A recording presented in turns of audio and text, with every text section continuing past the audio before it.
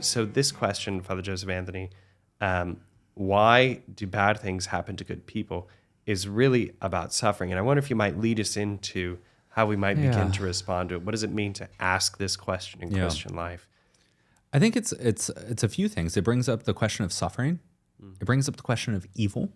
It brings up the question of the benevolence of God. We had another episode on God's foreknowledge and the freedom of the individual and all these different aspects. So it kind of encapsulates all of these different questions and issues, but it's typically articulated in very kind of commonplace or pedestrian question of, all right, well, why do bad things happen to good people? Like, I think there's that approach to it is not respecting the mystery of God and the mystery of humanity in a real sense, that we think of everything as just being a simple kind of exchange or a balancing act. Like it's input output.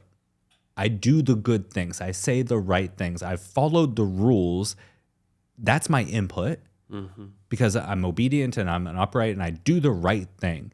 And as a result, I should get good things. And thus it's all about input, output. And thus when I do all the right things, I followed the rules, and then I get slapped in the face. Like, this doesn't make any sense. I think maybe it's an approach that's a little too linear. It's too thin. That doesn't really reflect the dynamics of reality, of God, of humanity. But when we look at this, it's wrestling with this fact of the mysteries of evil, the mysteries of the failures of humanity, and the mystery of suffering in these ways. But we know through the promises of our faith, we know through the Gospels and the victory of Christ over sin and death, that these mysteries should not disturb us in the sense that we lose hope. They can disturb us and discourage us, rightly so, but they don't need to rob us of the hope that the Lord does fulfill his promises to each of us.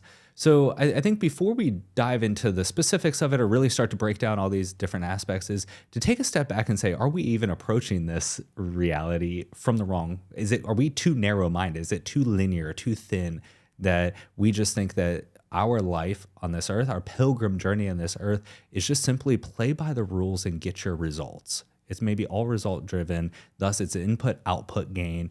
And thus, if I do the right things and I have all the right inputs of the code, then I should get the expected result.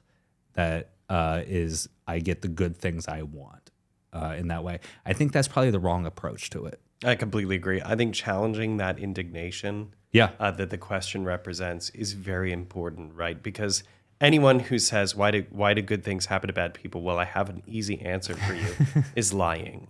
There's not an easy answer to this. And the rest of the episode, the best thing that we're going to be able to do, as you're saying, is pull it apart and to look at some principles so we can shed some light on this. But ultimately, clarity is not going to be given to us, I don't think, until such time as we can view the situation of our lives from eternity.